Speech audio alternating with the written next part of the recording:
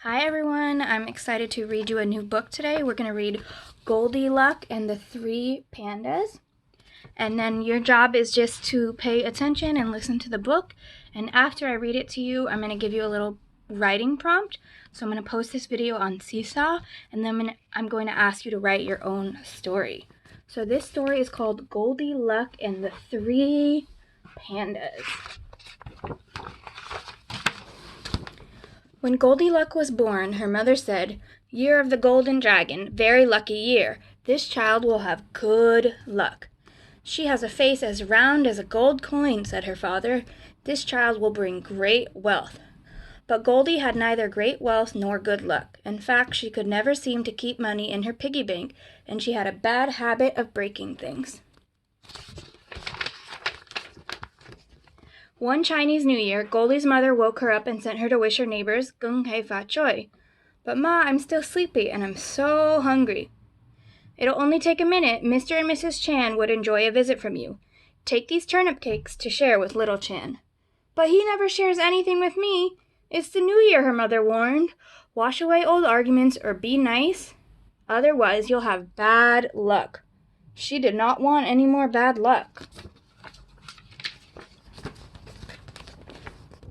So Goldy walked next door to the Chan's apartment. She knocked on the door. No answer. She knocked again.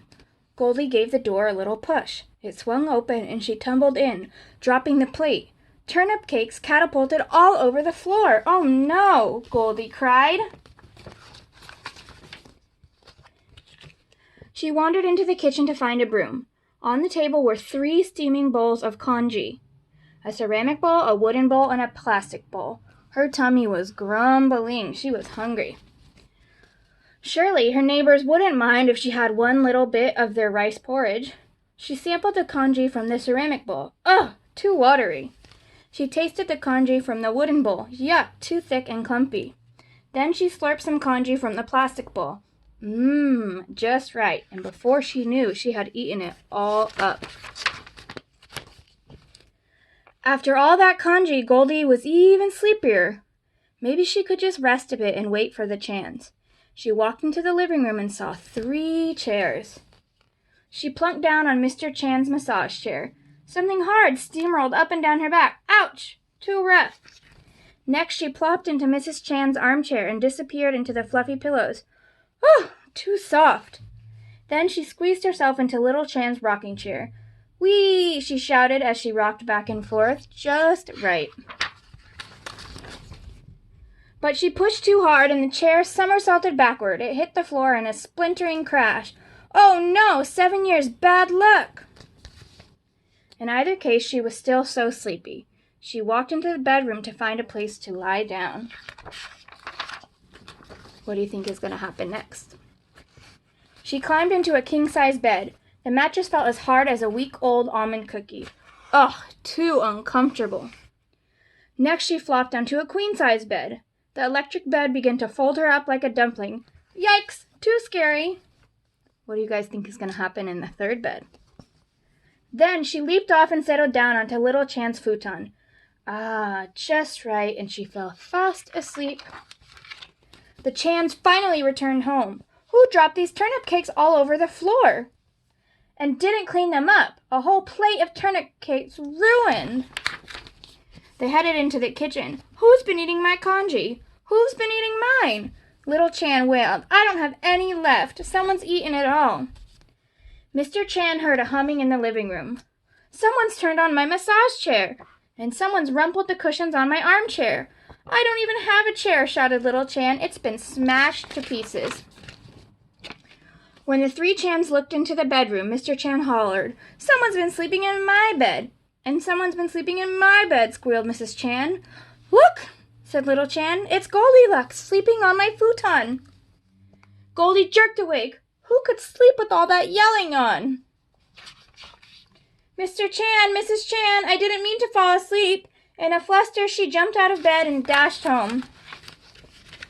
Her mother had set out congee for her breakfast. Goldy was just about to take a bite when she thought of little Chan, who didn't have any more rice porridge in his bowl. I'm not really that hungry, she said to her mother. She went to read a book in her rocking chair. As she rocked back and forth, she thought of little Chan. who didn't have a chair to sit in anymore. I'm still sleepy. I think I'll go to bed. Goldy climbed into her nicely made bed. She thought of the pillows and blankets she had made a mess in the Chan's bedroom. Goldy jumped up and ran back to the kitchen. She grabbed her bowl of congee and rushed back to the Chan's apartment.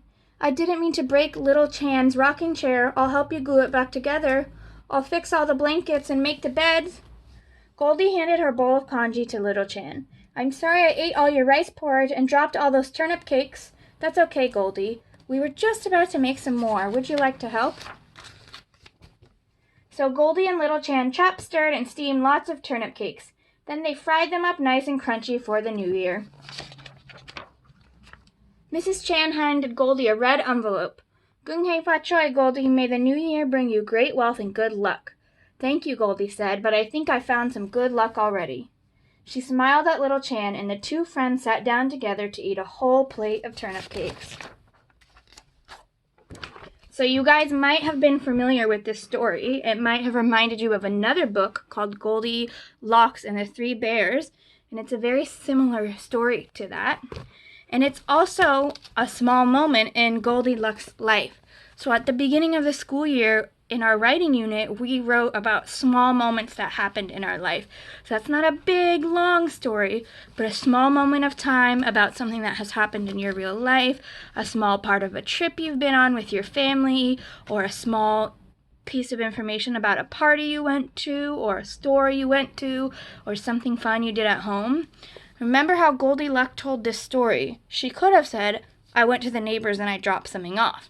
But that wouldn't be a very interesting story. She told us all about what she brought to her neighbors, what happened when she got to her neighbors, about the beds she tried out, and the porridge she tried out, and the chairs, and how she broke a chair, and she told us lots of details. So I'm going to post this video on Seesaw, and I want you to do your best to write a story about a small moment that has happened in your life. And I know that is really hard for you over the computer. So what you can do is you can click on the pencil tool and you can write it. Or you can take a piece of paper and pen at home and write it, and then take a picture and turn in a picture of your story. If you want, you can send it to me in a message. You can also click the microphone button and you can just record yourself telling the story. Or you can click the camera button and you can take a video of yourself reading the story. So if you want to write the story on a piece of paper and then you want to read it to me out loud, that would be great. You can make a video of yourself. And don't forget, we're writing a small moment story about something that has happened in your life. And I'm so excited to hear all of your stories.